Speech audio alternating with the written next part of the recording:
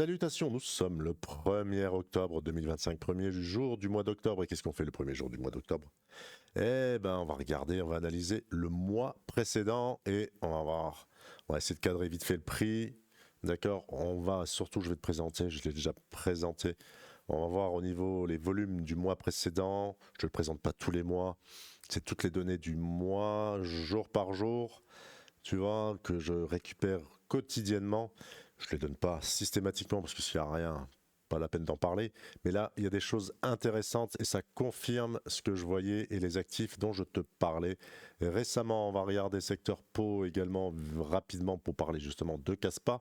Un petit peu de volume sur Caspa, on va voir ce qu'il en est par rapport au prix. On va regarder BTC, on va regarder la surperformance de BTC qui se confirme depuis quelques semaines par rapport à Ethereum. D'accord. Maintenant, tout le monde veut de l'Ethereum parce qu'il a bien pumpé. Eh bien, écoute, moi, mon rôle, c'est d'anticiper et j'ai envie de te dire que j'ai pas envie de rentrer sur Ethereum. Là, on va revoir les zones de prix sur BTC rapidement. Je vais te parler brièvement de mes cryptos, de ce que j'ai fait récemment, peu de choses. Et puis, je pense que c'est déjà pas mal. Petit disclaimer et on attaque. Le futur, c'est maintenant. Allez, on attaque, on commence. Tendance du mois dernier, je te rappelle ici, tu as toutes les tendances, tu as tous les secteurs que veut bien référencer CoinGecko. Et à la différence, on a tous les volumes. Les volumes se restent très très importants. Pour citer un exemple, on va te parler de RWA, on va te parler d'intelligence artificielle. Certes, voilà, l'intelligence artificielle est un gros secteur. Il y a des choses qui se créent sur l'intelligence artificielle, mais beaucoup de projets qui se créent. Et si tu regardes concrètement ce qui se passe, et si tu as envie d'anticiper, parce que le but, le principe, c'est d'essayer de capter une tendance, d'accord? Essayer de capter une tendance avant qu'elle se lance, tu vois, pour être early. D'accord. Bah, si tu regardes par rapport au volume et par rapport au nombre de projets, bah, écoute, il y a beaucoup de projets qui se créent dans l'intelligence artificielle, mais concrètement, voilà, là, j'ai enlevé quelques tendances pas très intéressantes, on va dire le politique, les portefeuilles de Trump, différents thèmes, voilà, mais vraiment dans de la thématique, je te propose de regarder avec moi l'intelligence artificielle et si on remet ça par rapport au nombre de projets, ben regarde, il n'y a rien qui se passe. Beaucoup, beaucoup, beaucoup. Moi, ce que je vois là, c'est que je vois que l'intelligence artificielle, tu vois, il y a beaucoup de création de projets et c'est un marché, c'est une tendance qui est saturée. Voilà. C'est ça que j'en conclus. Je ne dis pas qu'il ne faut pas aller dans l'intelligence artificielle, mais ça va être beaucoup plus difficile d'aller trouver un projet, une crypto dans ce secteur-là. Ça va être, voilà, il y a de la compétition et j'ai pas envie de me rendre les choses plus difficiles.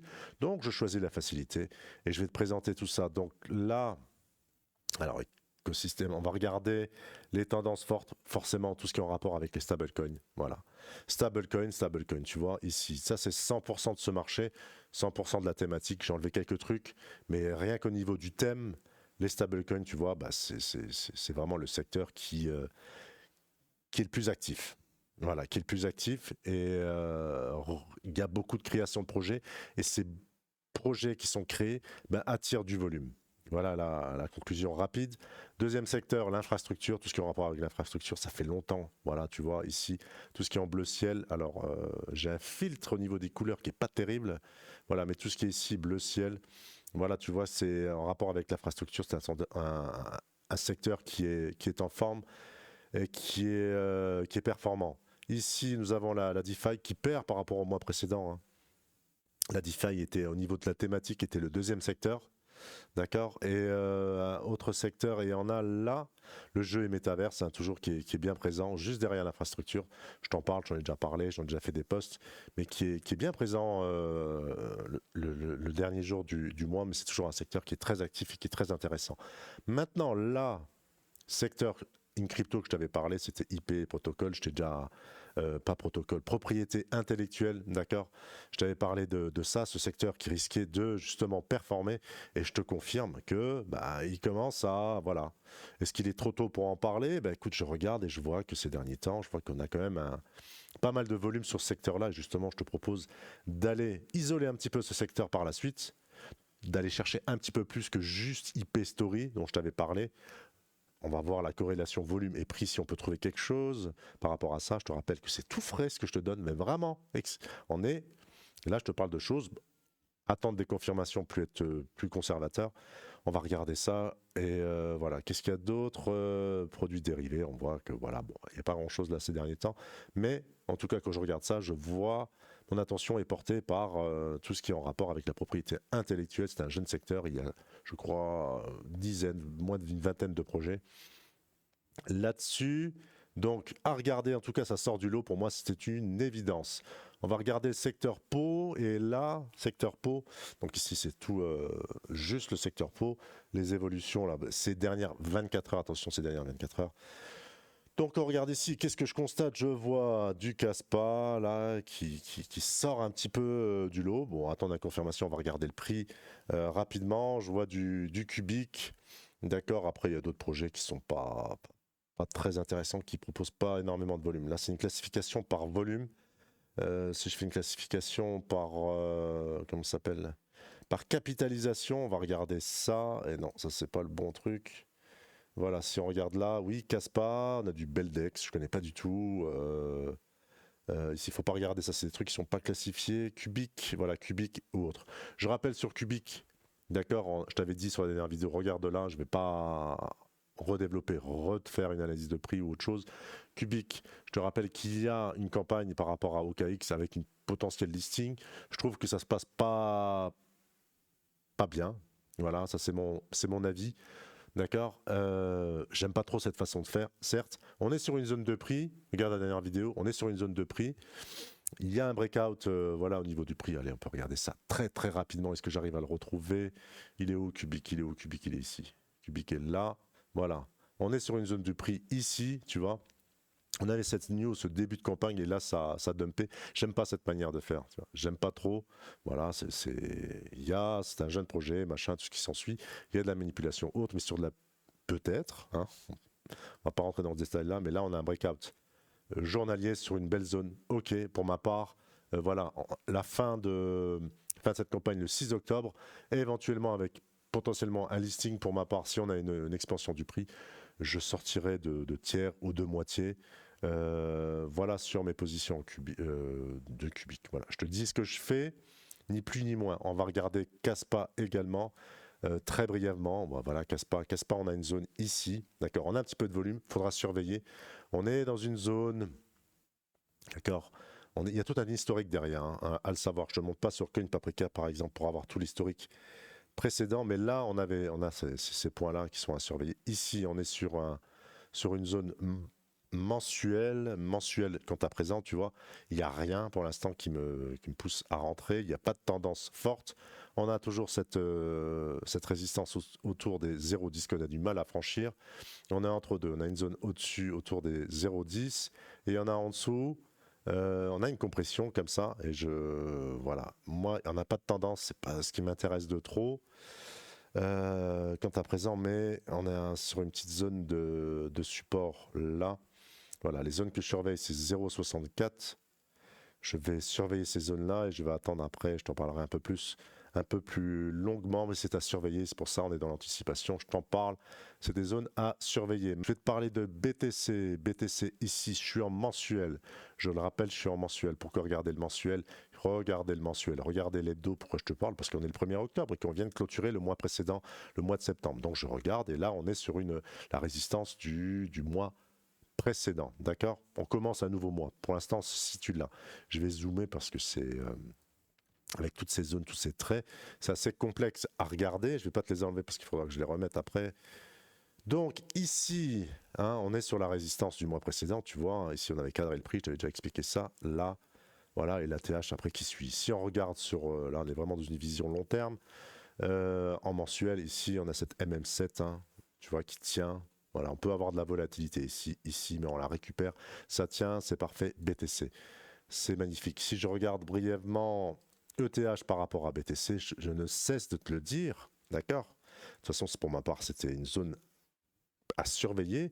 Une zone, voilà, ça fait une. Je vais me mettre en mensuel, tiens, allez, on va regarder. Ben écoute, ça fait un mois, ça fait ce mois-ci, ça a été rejeté. Ça fait un mois que Ethereum sous-perf, je dis bien sous-perf, BTC. Voilà. C'est ni plus ni moins qu'une constatation. Donc les premières zones qui qui peuvent m'intéresser sur Ethereum, ce serait ici, ce retour-là, d'accord. On est situé sur les 0,03, d'accord, c'est Ethereum par rapport à BTC, tu peux regarder sur TradingView, tu peux regarder ici et ici, c'est des zones, voilà, là, il est indéniable qu'on se fait rejeter.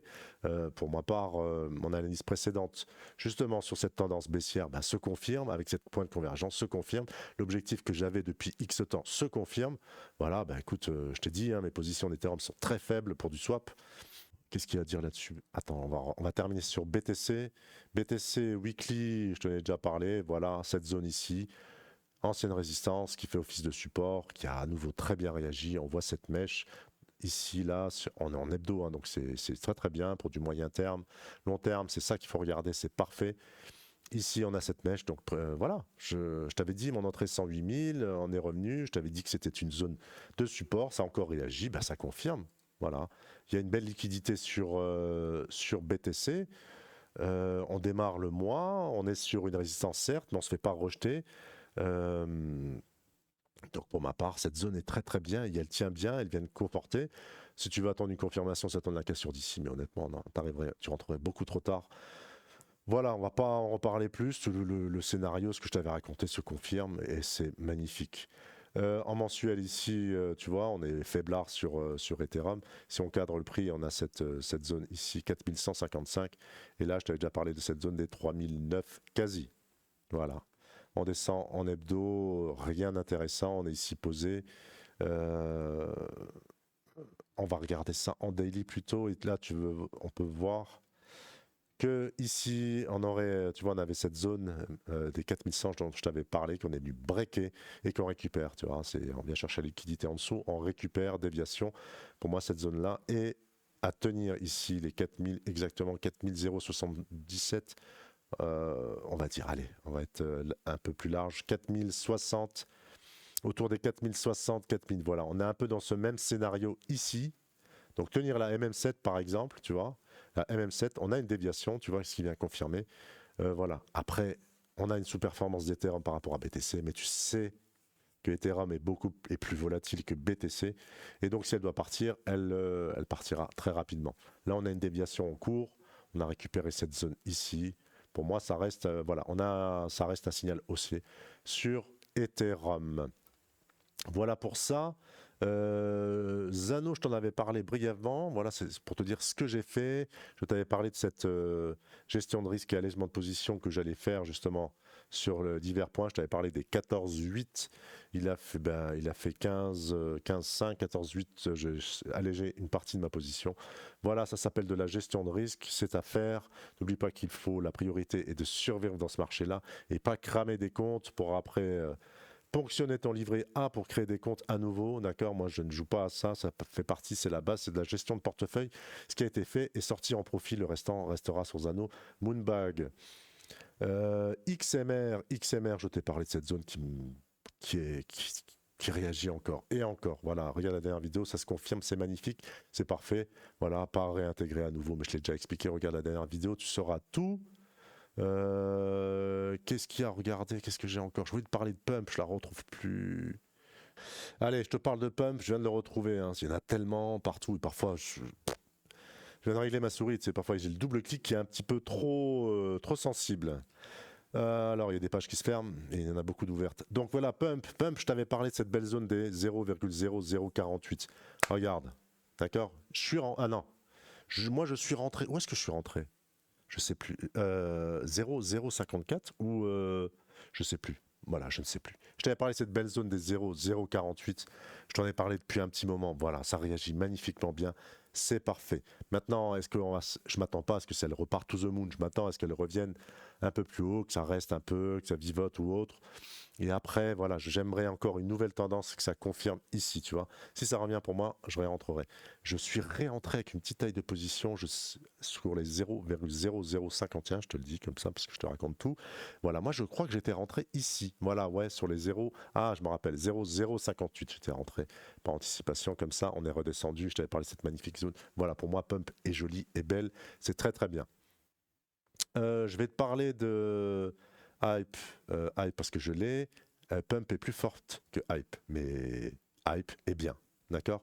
Mais Pump est plus forte que Hype. Je te parlais de cette zone, je t'avais marqué ici ce canal. Voilà, ça vient, c'est venu breaker légèrement en dessous, mais ça vient confirmer. On est quasi sur mon point d'entrée. Voilà, en fonction de ma taille de position, ça va. Je suis pas dans le mal non plus. Aster, tout le monde en parle et je t'en parle brièvement. Attention, mon ami, attention, d'accord, hein. On est crypto qui est excessivement jeune. Il y a de la hype dessus et tout. Pour ma part, moi, à part faire du court terme là-dessus, je vois pas ce qu'il y a à faire. Franchement, il est à noter, et je dis bien qu'il est à noter, que j'ai fait beaucoup de listings, beaucoup de jeunes cryptos, je les connais bien.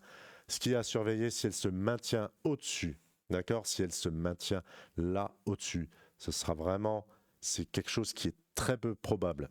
Peu de cryptos qui sont jeunes ont la capacité, j'ai envie de te dire moins de 10% comme ça de tête, ont la capacité de se maintenir au-dessus. Ce qui est le plus probable, c'est qu'elle aille revisiter des points très bas. Et je ne vais pas te cacher que j'ai dit, moi, ce que je fais, le tips habituel, je mets un Fibo sur les premiers jours de listing. Là, c'est assez inhabituel, mais attention, d'accord, pour rentrer dans du Aster, c'est soit du court terme, jouer au-dessus, mais j'ai envie de te dire, pour moi, la hype est passée, c'est fini. Il n'y a pas grand-chose à faire là-dessus, d'accord? Soit rentrer court terme et jouer court terme dans ce cas-là pour espérer une tendance ou autre, soit tout est acceptable, mais c'est le plan que je privilégierais, très difficile à dire, justement dans l'immédiat, ou j'attendrai des points 0,61,8 et surtout les 0,78,6 qui nous... Mais on arriverait sur un divisé par 2, 0,75 quasi. D'accord? Et attendre une base et voir ce qu'il en est par rapport à Aster. Beaucoup l'ont fait, hein. Beaucoup l'ont fait, d'accord? Si je regarde par exemple Hype, qui est maintenant le projet dont tout le monde parle, tout le monde veut, les premiers jours de listing, 78, ça repart, ça a du mal à franchir. T'as vu où est-ce qu'on est arrivé? Et après seulement on a une tendance. Voilà, ça c'est un plan adapté. Je ne dis pas qu'il ne faut pas rentrer là maintenant. Il ne faut pas rentrer là maintenant pour du moyen terme. En tout cas, il n'y a rien là-dessus. Attendre quelque chose. Pour du court terme, on peut envisager des petits moves. Voilà pour Aster, mais je tiens vraiment, pour ma part, c'est un warning sur Aster. Je suis déjà à 18 minutes de vidéo, j'ai pas encore tout fait. Qu'est-ce que je vais te raconter? Alors, je t'avais parlé justement de tout ce qui était protocole. Là, on va rentrer dans de la faible cap, d'accord? Faible capitalisation. Je rappelle, faible capitalisation. Donc, plus de risques. Tu vois, là, je vais te parler de projet. Bon, il y a Story qui a 2 milliards de capitalisation, je t'en ai déjà parlé. On va parler, tiens, d'IP au niveau de son prix. Après, si j'arrive à le retrouver tellement que j'ai de pages ouvertes, ça devient n'importe quoi, ça. Est-ce que j'arrive à le retrouver? Il est ici. On va le déplacer juste là. Voilà, je t'ai parlé ici, on revient, on remet l'église au milieu du village. Ici, propriété intellectuelle, tu vois, il y a des moments ici, tu vois, regarde, là on voit qu'il prend de la dominance de temps en temps, alors qu'il y a peu de projets, ça m'intéresse. Tu vois, on voit qu'on volume au prorata du ratio volume au nombre de projets, tu vois, c'est très intéressant ce secteur.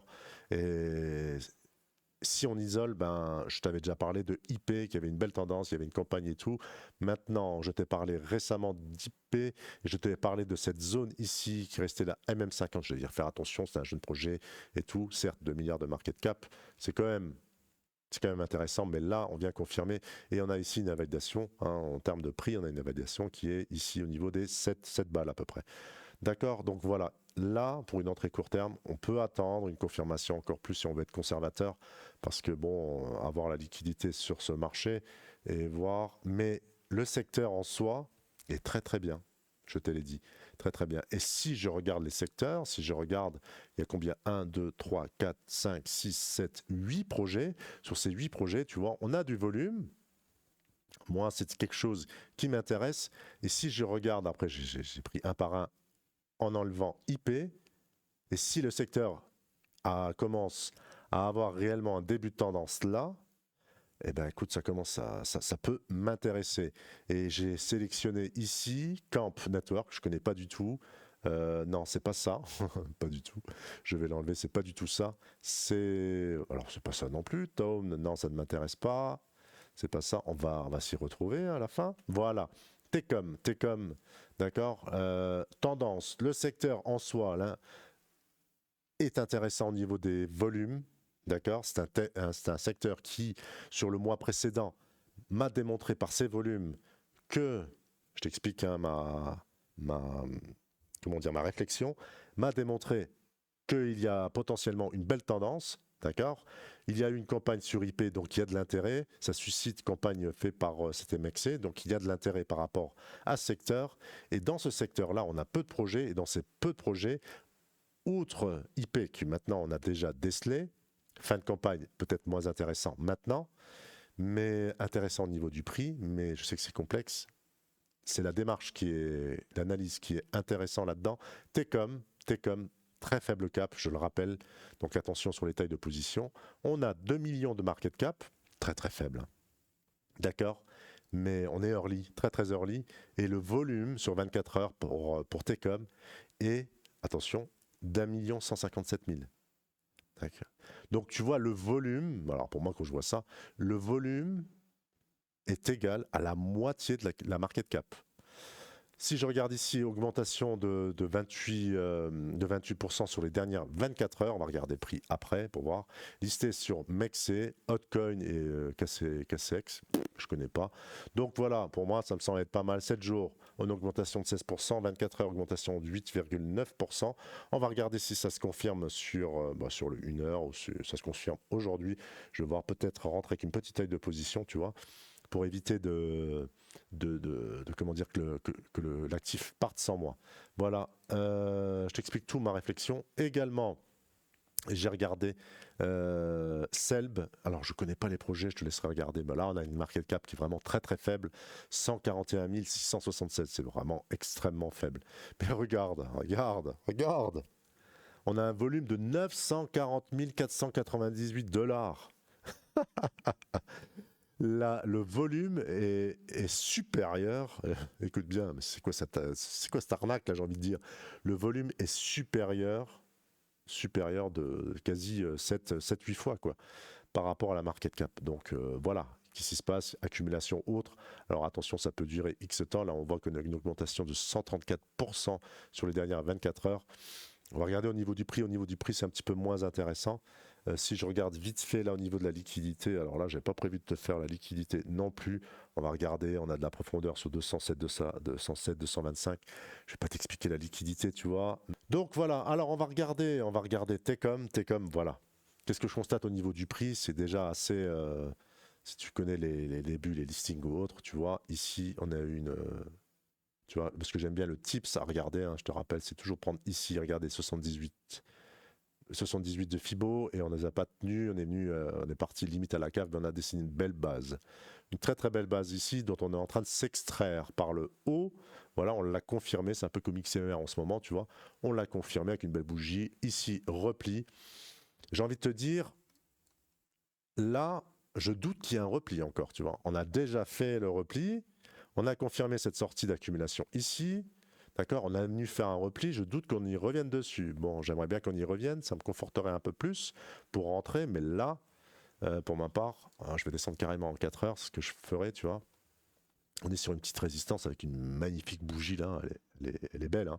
Voilà, pour moi, là, c'est quand je vois une crypto avec cette faible market cap de 2 millions et je vois le comportement accumulation, sortie d'accumulation, retour à nouveau, le comportement, et ça c'est l'expérience qui parle, le comportement de cet actif, de cette crypto, le comportement d'une grande avec une faible cap, ça me suggère ça, que du bon là-dessus. Voilà. Ce qu'on ne veut pas voir, c'est une réintégration de l'ancienne phase d'accumulation, d'accord. Mais là, on est sur résistance à court terme, je ne vais pas descendre en 1 heure non plus. Mais un retour au repli ici, moi je rentre en position, forcément c'est une crypto à 2 millions de market cap, un tout petit peu plus. Je vais faire de la gestion de risque dessus, donc une petite taille de position, mais c'est quelque chose que je décèle. Je ne vais pas te parler de l'autre, tu vois, pour moi ça c'est de la merde. Voilà, soyons sincères, pour moi ça c'est de la daube, ça ne me conforte pas. Certes, il y a du volume, on va attendre qu'elle se comporte comme une grande, comme TCCom, que je trouve intéressante, tu vois. Je ne l'ai pas capté plus tôt. Voilà, je ne l'ai pas capté plus tôt, mais écoute, il est pas trop tard, hein, ça arrive souvent de louper. Et je vais essayer, s'il y a un beau repli, ça serait pas mal, je vais essayer de la capter, je vais regarder ça ces prochains temps. S'il y a un beau petit repli, j'entrerai bien. Mais là, J'ai l'impression, tu vois, on vient ici, c'est à tirer au couteau, hein. Là, on vient bien réagir une fois, deux fois, trois fois. On vient bien matérialiser que là-haut, c'est le haut du support. Et il y a des gens qui rentrent. OK. Il y a de l'accumulation. OK. Là, il me semble avoir un début de tendance, tu vois. Ce que je vois ici, tac, tac, peut-être aller chercher un peu plus loin et revenir là et ne pas vraiment, je pense, ne pas espérer qu'on revienne là-dessus. Voilà. Mais ce qu'il ne faudrait pas, c'est forcément, ici, pour une invalidation, comme c'est une faible cap, de revenir cette phase d'accumulation. Voilà. Je t'ai tout dit. Sinon, autrement, bah, écoute, vite fait, BCH, ça me semble être toujours une crypto plutôt forte. XMR, je t'ai dit qu'elle était plutôt belle, ce sont les cryptos hype, ça va. Voilà, en gros, Cubic à surveiller 6 octobre, c'est la fin de la campagne. On verra sur un listing par la suite. Pour ma part, listing sur OKX, ce sera gestion je sortirai de position et puis après, on verra ce qu'il en est. Voilà, en gros, bah, écoute, je te souhaite une belle journée. Je te dis à bientôt. Ciao. Blockchain, entre nous c'est carré. Toi t'es mon œil et mon trésor bien gardé. Crypto love, ça fait ding ding. Si t'es pas près, dégage ici.